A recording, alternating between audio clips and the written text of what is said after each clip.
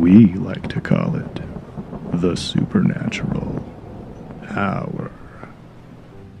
And now, our hosts. So, guess what? Uh-oh. I learned something. Uh-oh. Okay. Oh, This is something that I knew. terrifying. I do. I knew this. You just sometimes don't put things together. Okay. So, I love pirates. Pirates are cool.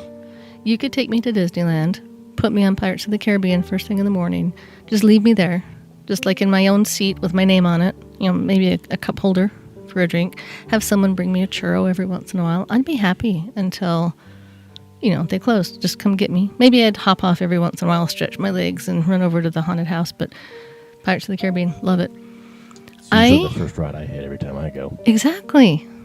It's the best one. I've never been there. Oh, we got to get you there. Never been there. Okay. It's the best ride there. Okay. So, I've got a story. Okay.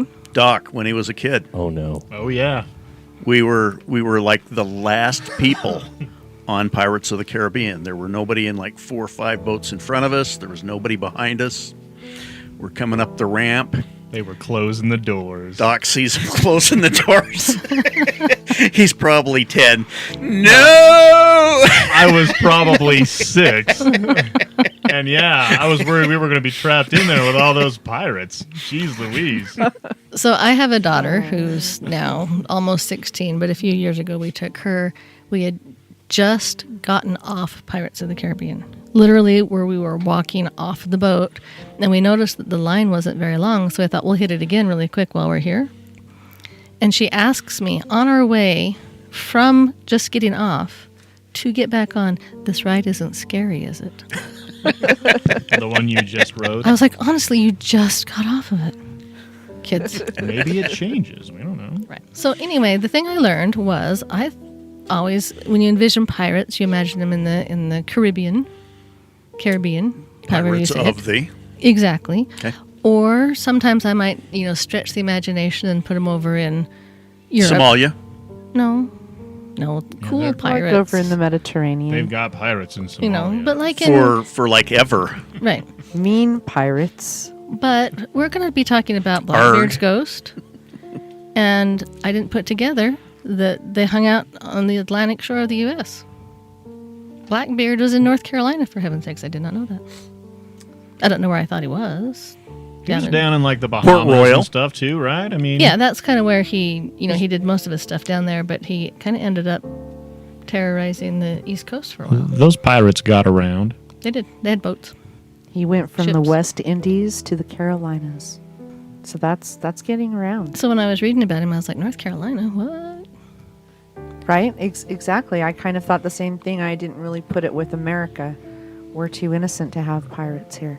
I don't know. Pirates just seem so exotic and cool, and I'm sorry, the East Coast just doesn't seem. So what you're America's saying not is the going U.S. pirates. is like the country of badasses. We had outlaws out west and pirates on the East Yes. Coast. Yes. Exactly. Fair enough. Fair enough. Exactly. So if you go and Google Blackbeard's ghost, you're going to get about 17 sites of the 1968 Disney movie. The documentary. It's not a documentary. Pretty sure it was. I'm pretty sure it was a documentary. You made us watch as children. I remember that a few times. So if you're trying to find the story of the actual pirate, you have to type in his name, and to the best of their knowledge, his name was Edward Teach. And they had a couple different last names. They're not exactly sure when he was born, but they figured it was about like the 1680s. Yeah, and there's a variation on that of Edward Thatch. Right. And there's a couple of others because they're not, like you say, they're not positive on that. But They do know when he died. He died the 22nd of November, 1718, because we'll get there. I was going to say. We'll get there. Let's just jump to the end of this whole Right. segment. Okay. So, but they kind of figure he was about 40 years old is where I was trying to get with that, is he only lived to be about 40. But I mean, for a pirate, that's pretty long. yeah. But he was really interesting because I've heard of Blackbeard. You hear of Blackbeard's ghost. Has anyone in here not ever heard of that before? I think most people have heard of Blackbeard's Absolutely. ghost. Yeah. I always associated with the movie, though, so... Yeah, that's the first thing I think of, too, is the movie. Even it's been ages since I saw that. I think we had to watch it in grade school. See? Documentary. That and Song of the South, so whatever. So if you go to North Carolina, the place that he kind of hung out during this 2-year period right before he died was called, and I'm going to say this very wrong, so if you're from North Carolina and you feel the need to email me and correct me, totally cool. It's called the Ocracoke, Ocracoke. Island? Ocracoke Ocracoke. Island. Yeah, Ocracoke Island. I'm with you. They also call it Teach's Hole, which is located in the Pamlico Sound, which is just off of Springer's Point. So if you're familiar with North Carolina, which I am not, there you And that go. might be Pamlico, And is that but I'm not sure. What did Teach's I Hole? say? Pamlico. Probably Pamlico. Yeah, Pamlico sounds kind of stupid. And like I say, I don't know, but I've heard the term Pamlico before. So was that I when think you you're were right. watching the documentary? I think you're right. I think that was in the documentary. Most likely. So this little area, Pamlico, not Pamlico, is one of his favorite spots. That's where he really liked to anchor a ship. It was kind of his favorite hangout. And so they call it, Teach's Hole, because that's where he liked to hang out. It's also where he met his end. But again, I don't want to jump to the finale yet. Just get some little teasers. He lived in the golden age of piracy. He was actually an English pirate. And when you guys think of pirate, what do you guys think of when you think of pirates? Arg. Eye patches. Peg legs. Hooks. Parrots? Right. So you just think of the bad guy. And really, at this time, being a pirate was almost more lucrative and responsible than being in the army, because a lot of times in the army you were compelled to be in the army where you could choose to be a pirate. Yeah. The pirates were interesting because the different governments would have people, and they called them privateers or pirateers, and they were actually commissioned by different crowns of Europe to attack the shipping and commerce of the other nations. And so oftentimes, they were doing it on their own, but they were doing it with literally a license from a government like France or England. And not all the time, because sometimes these pirates then said, hey, it's great to take all this stuff from France, but hey, we can take it from Spain and England and anybody we want. Right. So they are pretty sure. I mean, they don't even know exactly when he was born, but they found some evidence that shows that he was a local landowner's son in England.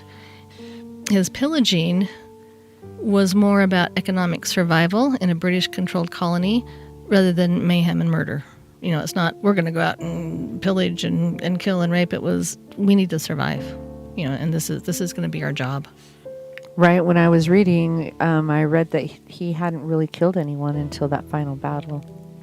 Right. That's one of the major things in almost every website that you read was he liked to control with fear, but he didn't necessarily kill many people. Right. He just wanted to be intimidating. Yeah. Right. He maimed. I mean, it says that he would cut body parts off and feed them to the fish and stuff, feed them to the sharks, but he never actually really killed many people until the very, very end. So this is what he liked to do, though. This is pretty awesome. So he's like your quintessential, I think this is who they just romanticized pirates from. He often fought, or just simply showed himself, not even fought, but just, walked out, think Johnny Depp, walking in this big entrance. He wore a big feathered tricorn hat. He had multiple swords, knives, pistols, strapped all over him. It was reported that he would take hemp and lighted matches woven into his beard. I mean, Blackbeard, he had this huge, big black beard. And people would say that when they saw him, he would light that on fire.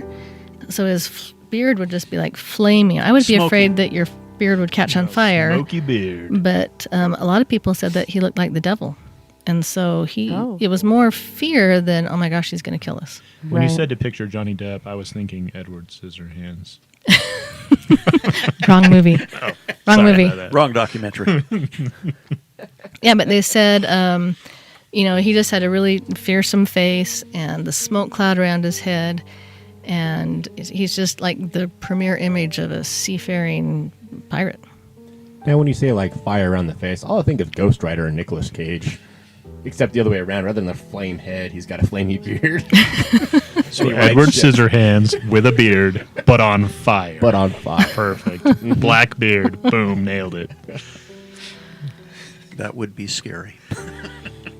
One of the interesting things that I was reading about pirates, do you know who Mike Leach is? I don't. The football coach. Oh, The football coach. I thought it was basketball. He is obsessed with pirates. And one of the things he talked about, they asked him why he's been so obsessed with pirates. And he said, well, if you think about it, it's probably the most democratic group of people that ever existed. You know, he said they didn't really care about age, race, any of that kind of stuff. They picked a leader, and if they didn't like him, they threw him overboard and picked somebody else. Right, Like, they would vote on the leader. right. And if you didn't like them, they could step down or they could be thrown overboard. And they were very accepting because one of the things, they wouldn't just, if they don't, steal money and clothes and fabrics and stuff, they're not making any money. But they also would free slaves. The pirates would go, and one of their main targets were ships that were carrying human cargo, and they would free Slaving those ships. slaves. Yeah, and some of them could be pirates. Right, and in fact, Blackbeard's number 2, his name was Black Caesar, and he was a former slave that had been freed. And he was, second in command of the ship.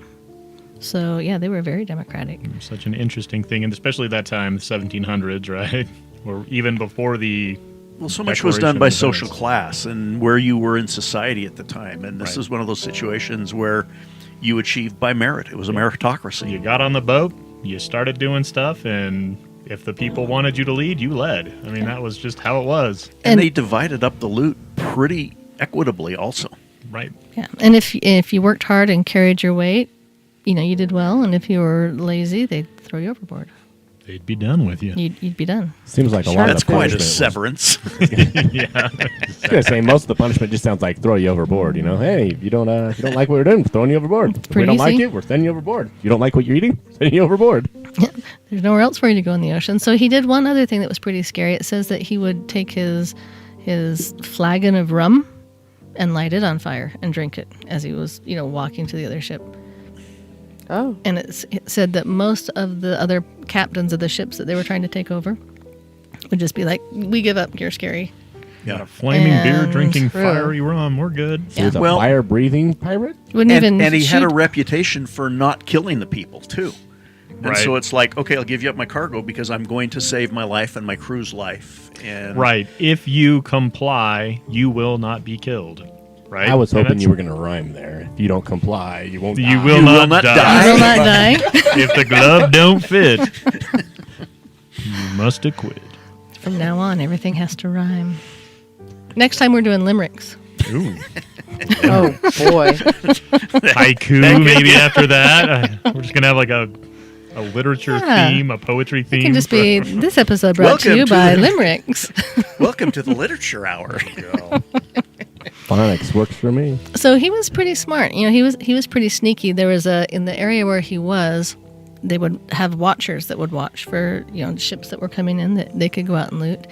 And there was just this narrow little inlet that they could sneak up and down really slick. And so he'd be hanging out at some pub, and his watchers would come and say, hey, there's a couple of ships coming, and they'd he and his crew would go sprint out to their, is it a boat or a ship?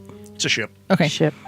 Hop out to their ship, go down this narrow little inlet that no one knew about, apparently, only them, and they could just sneak in and out really quick. And he usually would attack in the dim light of dawn or dusk, where it was harder for his ship to see. And then he would sail under the flag of a country that was friendly to the nationality of the ship that he was attacking until just the last minute, and then he'd switch flags out. And his flag was kind of cool. It was like not just the skull and crossbones.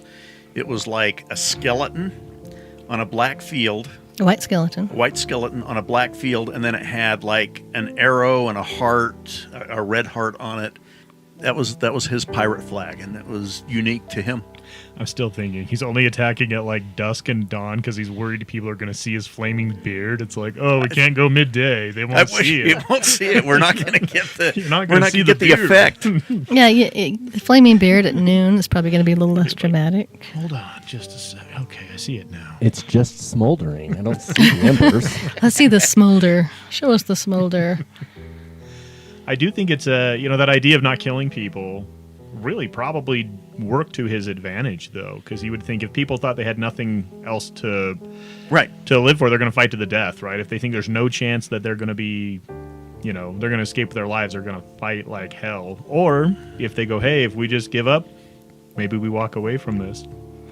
Right. Pretty And effective. a lot of people that have kind of studied him and studied pirates say that they believe that the show that he put on, with the massive arsenal, all over his body and the big flamboyant clothes and things, smoldering and lighting on fire, was deliberate to avoid fighting. And, it did say that he cut off pieces of bodies, which is not awesome, but... Yeah, but a show of strength. I mean, exactly. It's that idea of, Teddy Roosevelt, speak softly and carry a big stick. I mean, he had the swagger and he had the thing, and people respected that. And after that, you don't have to do much. Right. It's like he understood that if you had the reputation of being a bloodthirsty murderer, you could actually save the trouble of actually being a bloodthirsty murderer.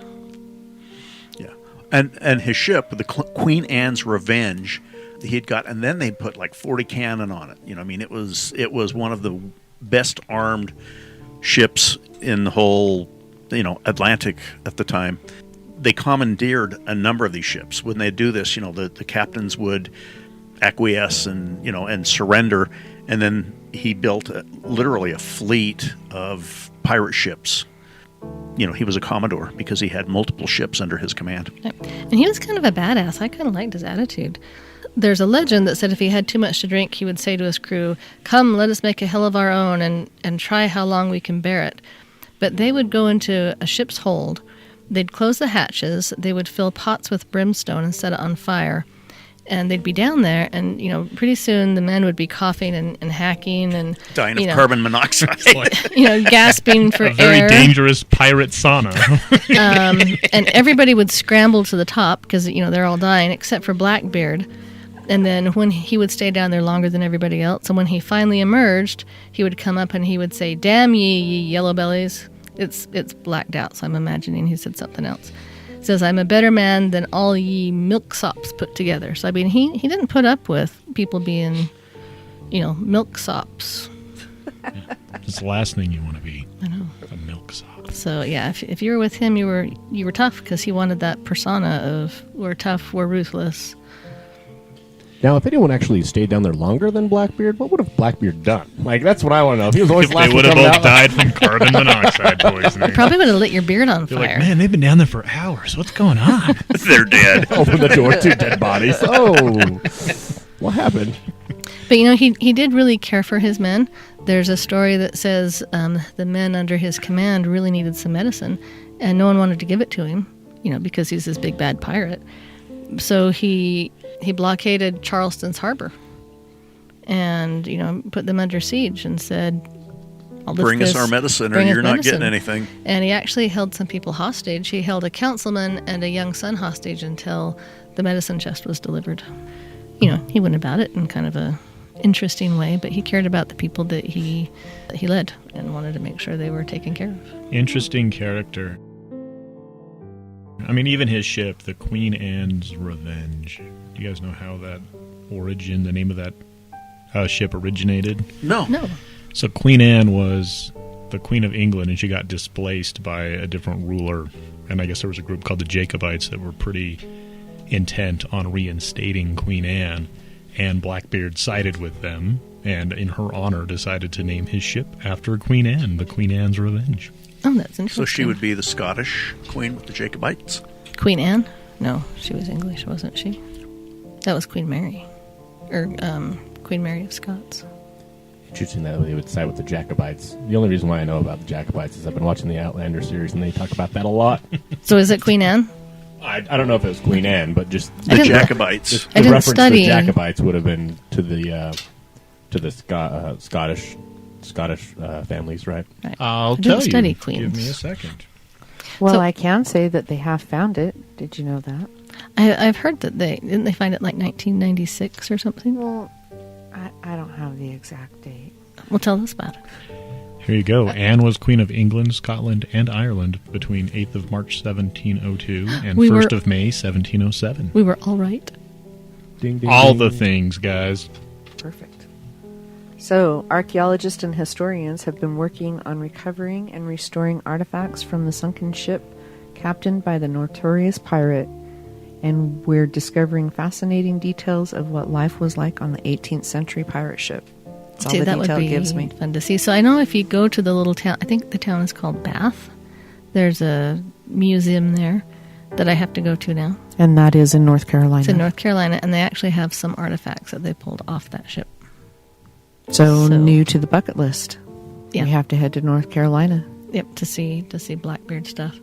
So, we talked a little bit about how they would free the slaves. Many of the slaves would become members of the crew. Yeah, because they had a new slave ship. Right. Need somebody to pirate it. Yep. Sail it. New ship. Got to have people to New put crew. on it. But Blackbeard, even though he was fierce and scary looking and, had this reputation of being, just gruesome and fearsome, he was a lover. Do tell. He was a ladies' man. So apparently he took about a dozen wives, and he was very doting on them, cared for them very much, until someone new caught his eye. So if you were one of his wives, you weren't very long. And then would he just throw him over on the side of the ship?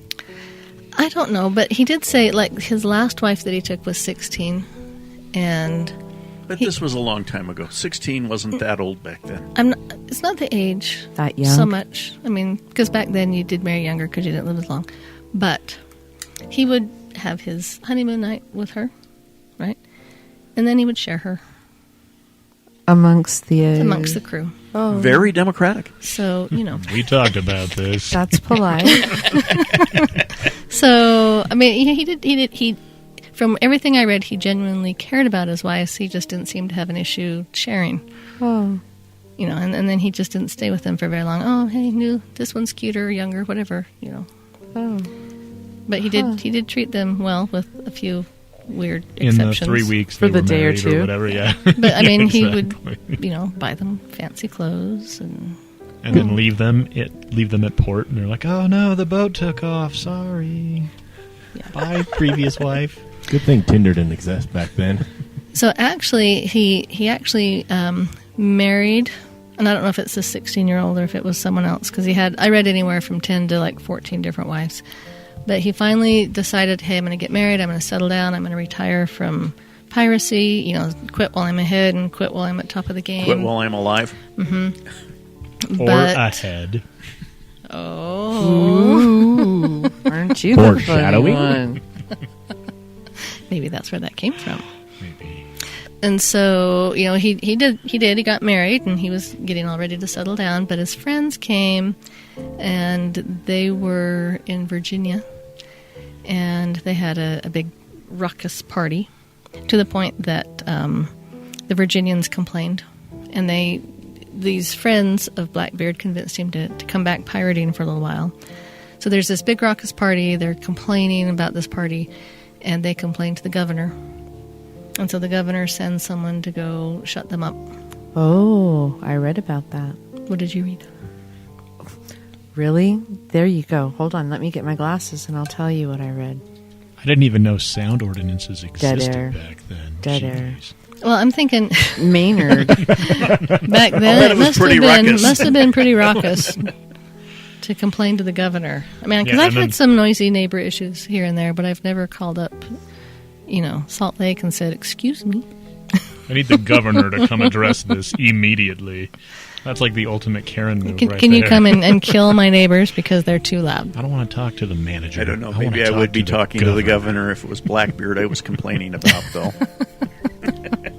Our neighbors aren't Blackbeard. Our neighbors don't light their beards on fire. All right, so I found Blackbeard's reign on the high seas came to the end. Do you want me to start there? Yeah. November 22nd, 1718.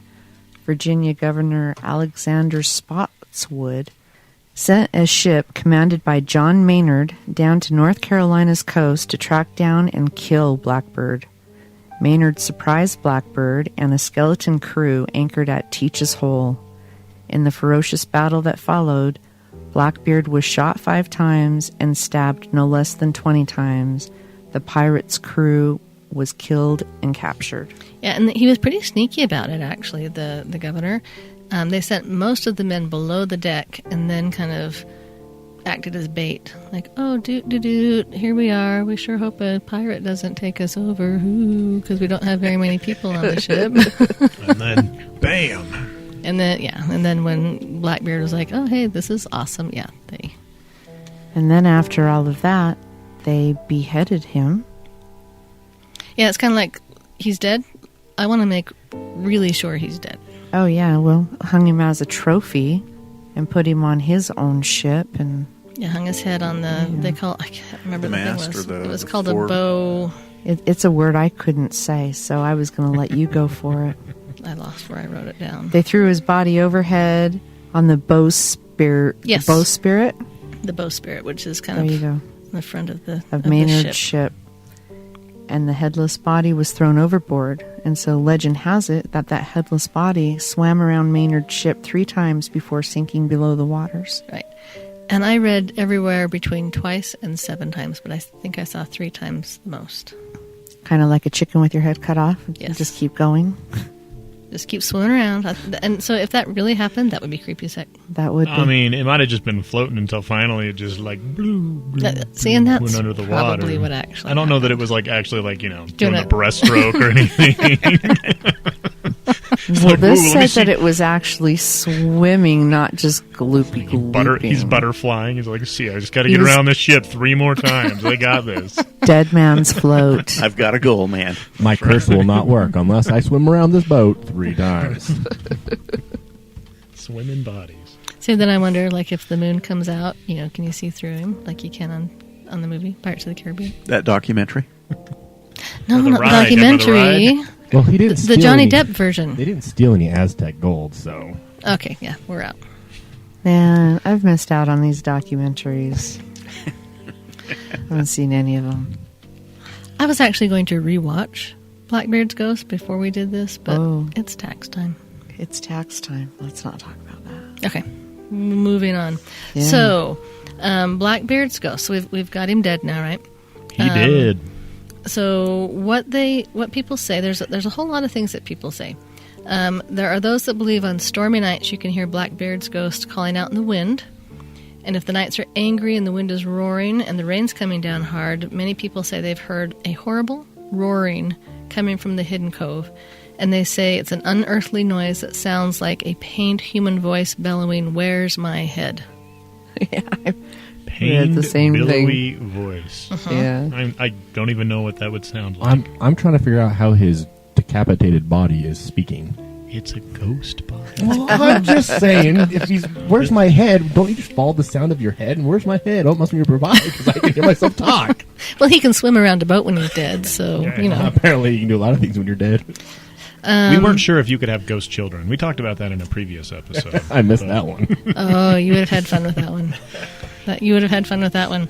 So there's another thing that they say many people have claimed seeing a strange light moving beneath the water in the cove, and they think it's Blackbeard's spirit swimming through the water, swimming around the boat again, searching for his missing head. He's really ticked off about his head, apparently.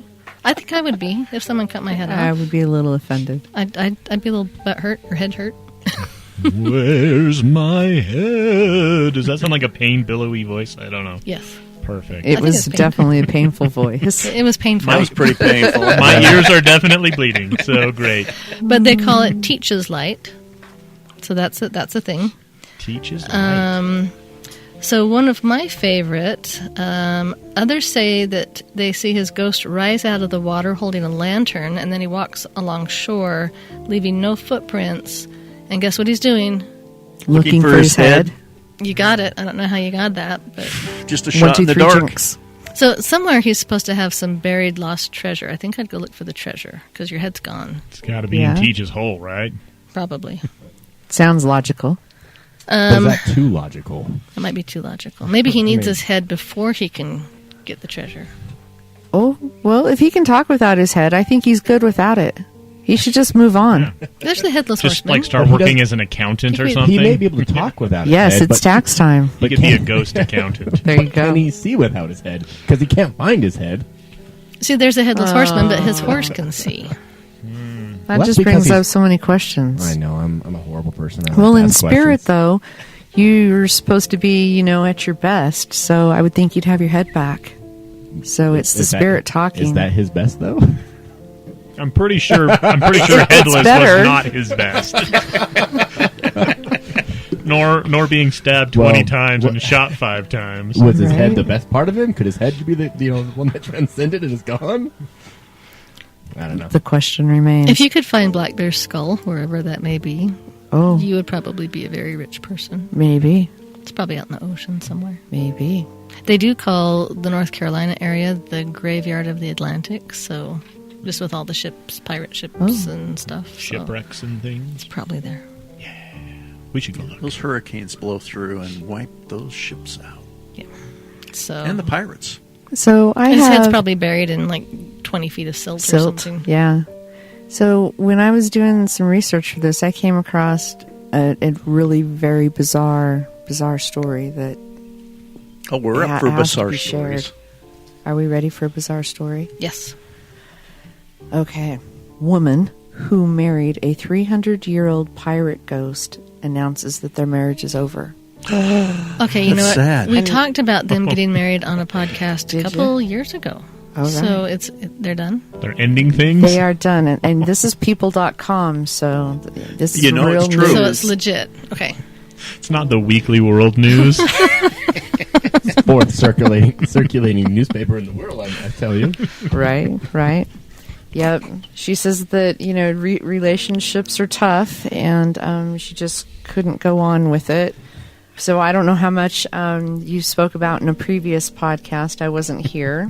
Give us the details, because it's been a long time. I have never heard this story, and I'm dying over here. This is I'm like, crazy. relationships are tough, especially when they cross both space and time. It's a little Well- hard.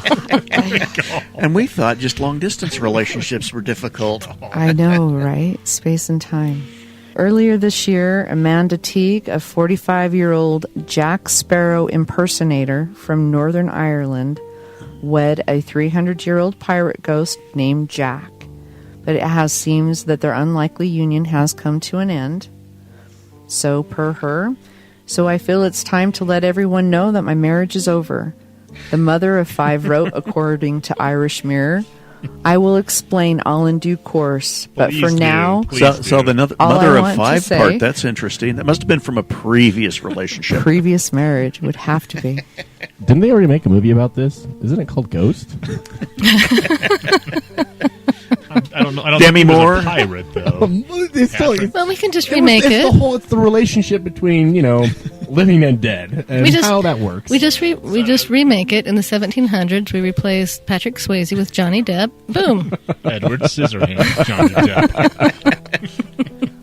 Go on, Rogue. Okay, let's see here. So she starts, I will explain all in due course, but for now I want to say to be very careful when dabbling in spirituality. It's not something to mess with.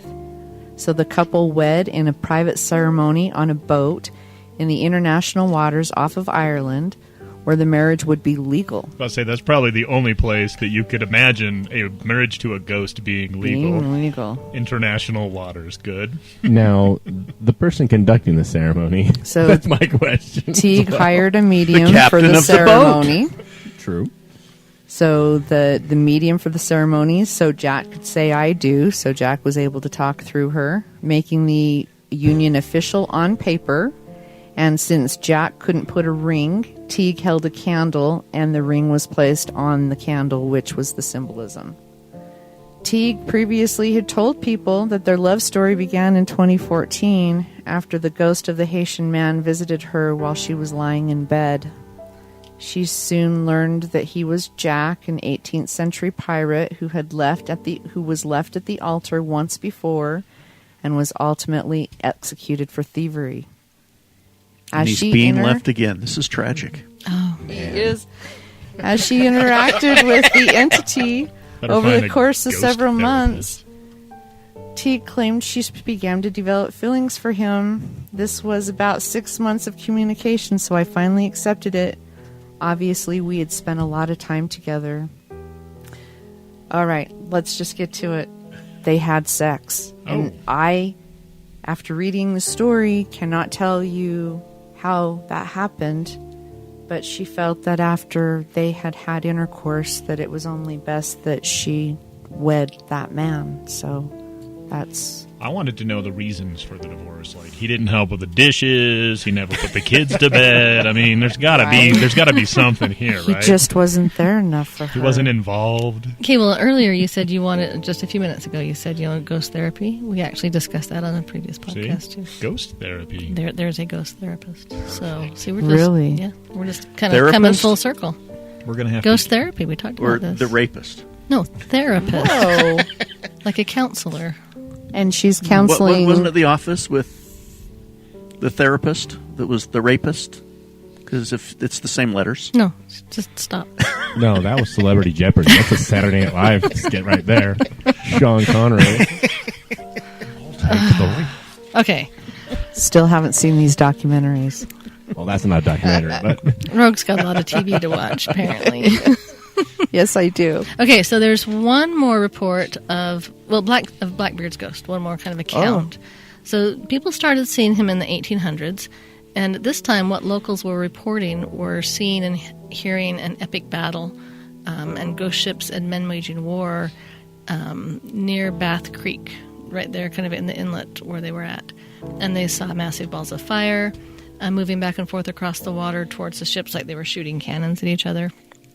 And legend states that Blackbeard ghosts most often appears right before a storm rages along the coast of Ocracoke, Bath. Oh, good heavens, I thought Utah names were hard. Albemarle and Pamlico Sound. It's an A, Pamlico. So if you live in North Carolina or are familiar with North Carolina, I'm really sorry because I know I probably said those really wrong, but you come here and pronounce Twilla, okay? Or Uinta. We've got some doozy names here, too. Yeah. Unless you're from Hurricane, then you say Hurricane. Hurricane. Yes. Which isn't even hurricane, which isn't hurricane. There we go. Golly. Yeah. So, there's Blackbeard's ghost. Perfect. You've been listening to the Supernatural Hour at AdvancedParanormal.com. The Supernatural Hour is part of the Radio Ronin network found at RadioRonin.com.